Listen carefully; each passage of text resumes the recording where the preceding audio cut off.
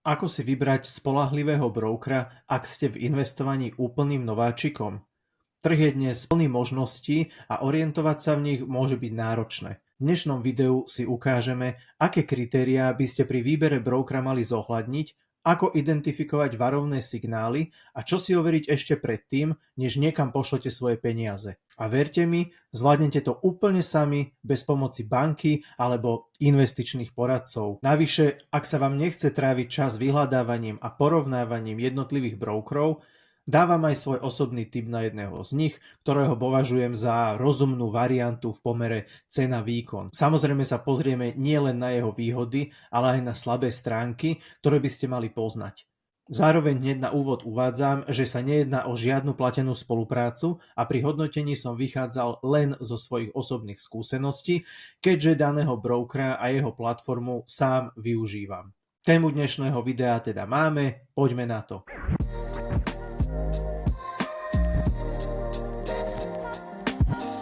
Ak ste sledovali moje predchádzajúce videá z časti Edukačné okienko, určené tým, čo s investovaním začínajú, tak v týchto videách sme si už prešli. Poprvé, pochopenie princípu inflácie, čiže poklesu hodnoty prostriedkov, ak ich držíme na bežnom účte. Po druhé, prešli sme si rôzne spôsoby investovania a z našich požiadaviek, ktoré sme mali na jednoduché, dlhodobé, diverzifikované investovanie, nám ako najlepšia alternatíva vyšli ETF fondy, ktoré sú zároveň oslobodené od daní pri splnení časového testu. Po tretie, predstavili sme si 3 základné ETF, z ktorých by ste si na základe vašich preferencií mohli vybrať jedno ako základ portfólia pre vaše budúce investície. Mali sme tam ETF len USA SP500, následne USA plus rozvinuté krajiny MSCI World a ako posledné sme si predstavili najširšie diverzifikované ETF, ktoré okrem USA a rozvinutých krajín kopírujú aj trhy rozvíjajúcich sa krajín MSCI All Country World Index. V dnešnom videu si povieme, cez koho takéto ETF nakúpiť. Moja prvotná myšlienka bola, že porovnám všetkých brokerov, ktorí sú v Európe k dispozícii a na základe nejakých kritérií postupne nejakou vylučovacou metódou prídem k takému, ktorý je najvýhodnejší. Problém však je, že ak robím video pre ľudí, ktorí s investovaním začínajú, mali by si na začiatku striktne vybrať brokera, ktorý je etablovaným hráčom a pôsobí na trhu dostatočne dlho, aby si vybudoval nejakú reputáciu a je pod dohľadom finančného regulátora, aby ste vedeli, že neposielate peniaze nejakému podvodníkovi. Takýto broker by mal zároveň mať jednoduchú platformu, aby sa dali zvolené ETF nakúpiť čo možno najjednoduchšie, pretože rozumiem, že niektorí ľudia nebudú mať záujem sa ďalej vzdelávať, no a tým pádom by im aj takáto jednoduchá platforma umožnila investovať dlhodobo lepšie ako v banke alebo cez sprostredkovateľov, kde by platili nezmyselné poplatky navyše. Ďalej by samotná platforma, na ktorej budete vykonávať obchody, mala byť v češtine alebo v slovenčine, aby aj takí, ktorí nie sú v angličtine doma, mali možnosť jednoducho zainvestovať. No a vybraný broker by mal ponúkať investovanie s nízkymi alebo žiadnymi poplatkami. Aby som vás nenaťahoval, pre najjednoduchšie investovanie som vybral spoločnosť XTB, pričom druhýkrát uvádzam, že sa nejedná o žiadnu platenú spoluprácu.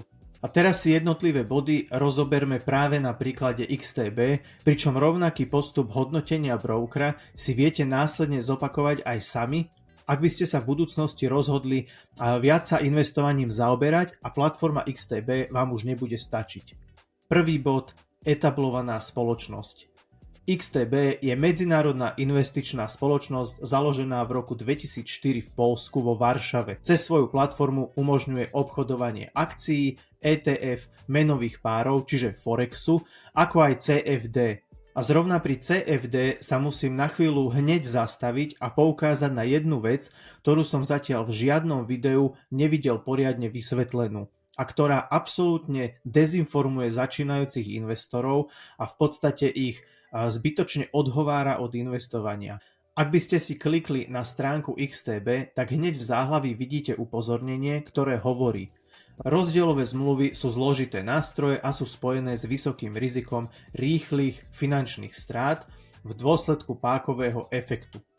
Na 69% účtov retailových investorov dochádza k finančným stratám pri obchodovaní s finančnými rozdielovými zmluvami u tohto poskytovateľa.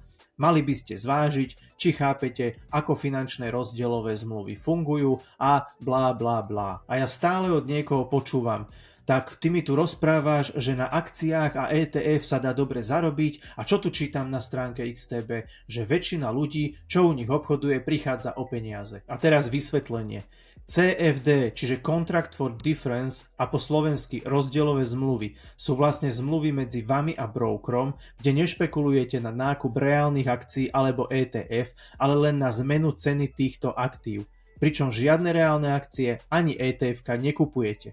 Zjednodušene povedané, stavíte si na to, či cena niečoho pôjde hore alebo dole. Ak si tipnete správne, vyhráte, a ak nesprávne, prehráte a zväčša prídete o všetko. Pretože veľkým problémom CFD je to, že umožňujú obchodovať s pákou, čo znamená, že obchodujete s oveľa väčšími sumami, než aké máte na účte. Napríklad, ak máte 100 eur, broker vám môže umožniť pri 10-násobnej páke obchodovať s 1000 eurami, alebo 100-násobnej páke aj s 10 000 eurami. Tento efekt môže byť samozrejme veľmi lákavý, pretože aj malá zmena ceny vám môže priniesť veľký zisk. Jednoduchá matematika však hovorí, že tak, ako môžete veľa získať, môžete aj veľa stratiť. A ak cena pôjde proti vám, môžete prísť o všetky peniaze na účte. V praxi to vyzerá asi takto. Ak mi cena akcie stúpne o 10% a ja som obchodoval 100 eur s pákou 10 krát, tak mám zarobených 100 eur, čiže 100%. Ak však akcia o 10% klesne, prerobili ste všetko, čo ste na účte mali. A takéto pohyby nie sú na burze ničím výnimočným. Riziko je teda obrovské. Väčšina začiatočníkov si to neuvedomuje a často končia s kompletne vymazaným účtom. Ďalším problémom CFD je, že brokery vám za ich držanie účtujú každý deň poplatky, čo znamená, že aj keď cena aktíva stagnuje alebo klesá, peniaze vám z účtu postupne miznú. Na rozdiel od CFD, keď investujete do reálnych akcií alebo ETF, ktoré tu rozoberáme už v 6. edukačnom videu, môžete si straty tak povediac vysedieť. To znamená, že ak cena akcie klesne, stále ju môžete držať, kým trhy opäť neporastú. Ako sme si vysvetlili inde, pri akciách a ETF teda neplatíte žiadne poplatky za ich držanie, ale len veľmi nízke ročné poplatky za správu. Investovanie do akcií a ETF je z tohto pohľadu síce pomalší, ale oveľa bezpečnejší spôsob, ako budovať svoj majetok. Nikto z nás totiž nevie, či ceny aktív budú v krátkodobom horizonte rásť alebo klesať. Ale ak nedôjde ku globálnemu kolapsu finančného systému alebo skončeniu technologického pokroku, z dlhodobého pohľadu majú trhy tendenciu rásť. Moja rada je jasná. Nechytajte sa CFD, teda rozdielových zmluv, neobchodujte na páku a nedajte sa ojebať. Takže ešte raz, XTB ako etablovaný a známy broker s viac ako 20-ročnou históriou ponúka obchodovanie akcií, ETF menových párov, ako aj CFD. Všetky ETF, ktoré sme si vymenovali v mojich videách a plus mnohé iné sa na XTB nachádzajú. A čo je plus, pobočku majú aj v Bratislave. Čiže ak by ste náhodou chceli dať niekomu po hlave, že ste kvôli ním prišli o peniaze, kľudne môžete. Len to nerobte, ak prerobíte na obchodovaní CFD, keďže ako sme si vysvetlili, chyba bude len a len vo vás. Druhý bod, regulácia na Slovensku alebo európskom trhu. Čiže máme etablovanú spoločnosť, no radi by sme boli, aby nad jej aktívami niekto vykonával dohľad. XTB je regulovaná európskymi inštitúciami a na jej činnosť dohliada aj Národná banka Slovenska. To je tá najdôležitejšia vec, ktorú potrebujete vedieť pri akomkoľvek investovaní. Či spoločnosť, cez ktorú investujete, je regulovaným subjektom a má oprávnenie podnikať v danej oblasti na trhu. Istotne ste sa už v minulosti stretli s rôznymi podvodnými stránkami, ktoré zneužili tváre známych osobností a lákali na zaručené investovanie. Na podobné praktiky sa snaží upozorňovať aj Národná banka Slovenska. Momentálne na jej stránkach svieti upozornenie na spoločnosť Levex, ktorej bombastické ponuky žili svojim životom na sociálnych sieťach v uplynulých mesiacoch. Ľudia mali prostredníctvom ich webovej stránky a investovať do kryptoaktív a zarábať veľké peniaze. Link s upozorneniami na tieto podvody vám prikladám do popisku videa. O informovanie v tejto oblasti sa ako tak snaží aj polícia. Tá na svojej stránke zverejnila napríklad takýto edukačný materiál, v ktorom upozorňuje na najznámejšie znaky obvyklých investičných podvodov. Rovnako link nájdete pod videom. No keďže nie je v ich silách podchytiť každého podvodníka včas, musíte si základnú kontrolu vždy vykonať vy sami. Každú jednu spoločnosť viete vyhľadať v subjektoch MBS. Tu je link. Poďme sa teda spolu pozrieť na spomínaný LVEX, brokera XTB a napríklad niektorého sprostredkovateľa ako Finax či jednu z bank, napríklad PUB. Ako vidíme, všetci až na LVEX sa v databáze regulovaných subjektov nachádzajú. Zopakujem to teda ešte raz. Ak nechcete prísť o svoje peniaze, vždy investujte len cez spoločnosti, ktoré sú zapísané v subjektoch MBS a len do produktov, na ktoré majú oprávnenie. A znovu prizvukujem. Nedajte sa ojebať. Tretí bod, jednoduchá platforma pre obchodovanie. Spoločnosť XTB používa svoju webovú platformu Xstation, v ktorej si akcie alebo ETF viete kúpiť v podstate na pár klikov. V praxi to vyzerá asi takto. Prihlásim sa do platformy, vyberiem si inštrument, ktorý chcem nakúpiť, napríklad jedno z ETF, ktoré sme si v minulom videu uložili medzi obľúbené.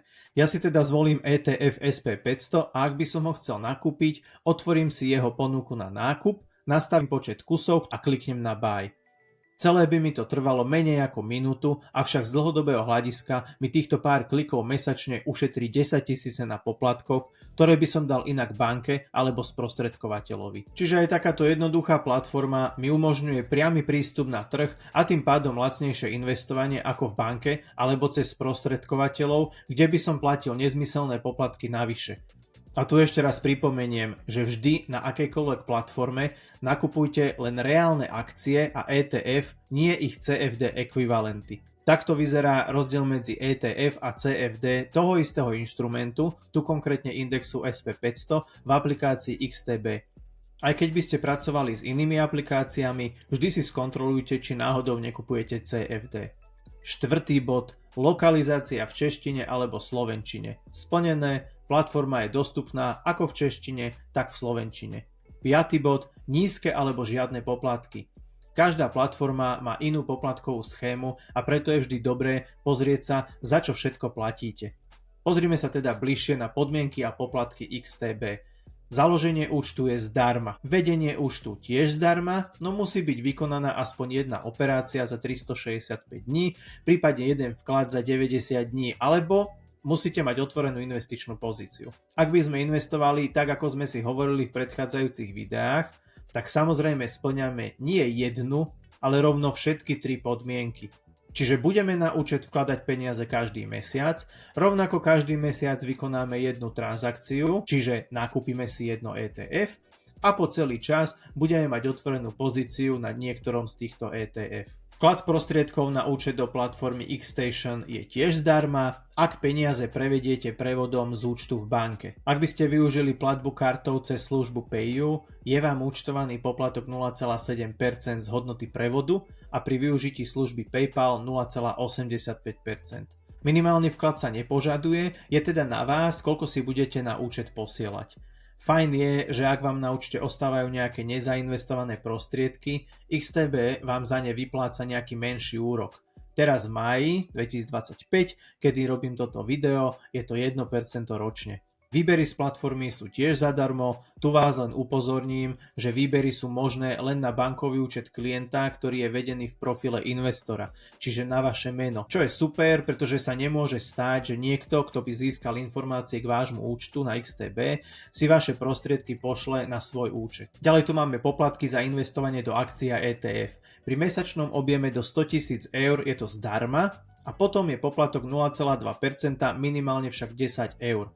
Čiže ak by sme investovali jednorázovo 100 eur mesačne, máte to samozrejme bez poplatku. Poplatky nad objem 100 000 eur by nás zaujímali zväčša až vtedy, ak by sme aktívnejšie obchodovali s väčším účtom. Pre takýchto investorov alebo skôr už traderov by som XTB neodporúčal, keďže pri väčších objemoch sa viac oplatia iné platformy, napríklad Interactive Brokers. Minimálna hodnota nákupu, tá musí byť 10 eur, čo spĺňa ktorékoľvek z našich vybraných ETF. Ale pamätajte na to, keď by ste si vyberali iné ETF, alebo by ste sa neskôr rozhodli nakupovať aj jednotlivé akcie. Platí sa aj poplatok za prevod meny pri prevode prostriedkov medzi peňažnými účtami v rôznych menách. Ten je 0,5%.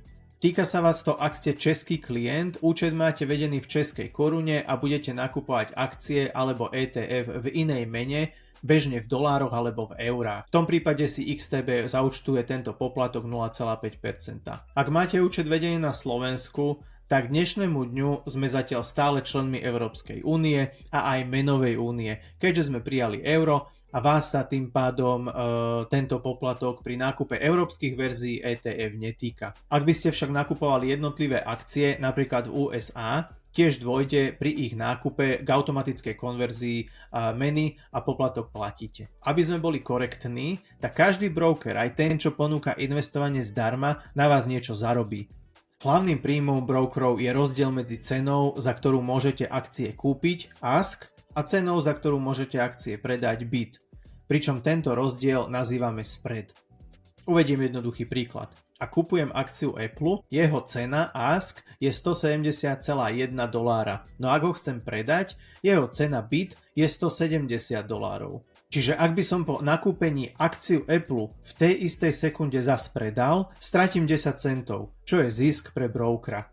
Spready môžu byť rôzne, pri XTB sú na akciách a ETF z dlhodobého hľadiska relatívne zanedbateľné a hlavne pri malých sumách je tak výhodnejšie nakupovať zdarma a zaplatiť vo forme spreadu, než používať brokera, ktorý síce žiadny spread nemá alebo ho má veľmi nízky, ale pýta si poplatky, povedzme minimálne 2 až 3 eurá za obchod, čo by v prípade nášho investovania 100 eur mesačne predstavovalo vlastne 2 až 3% investovanej sumy. Verím, že som týmto ukázal výber brokera dostatočne zrozumiteľne a že sa po mojich videách aspoň niektorí, čo stále držia peniaze na účtoch alebo ich majú veľmi konzervatívne investované v terminovaných vkladoch či podielových fondoch, rozhodnú skúsiť to z ETF a zarobiť viac bez zbytočných poplatkov a daňového zaťaženia. Ak máte otázky alebo tip na tému, ktorú ste zatiaľ nevideli poriadne rozobranú, napíšte mi do komentárov a ak budem vedieť, tak danú tému v ďalších videách spracujem. V prípade, že sa vám video páčilo, budem vďačný za like alebo za odber a vidíme sa na budúce.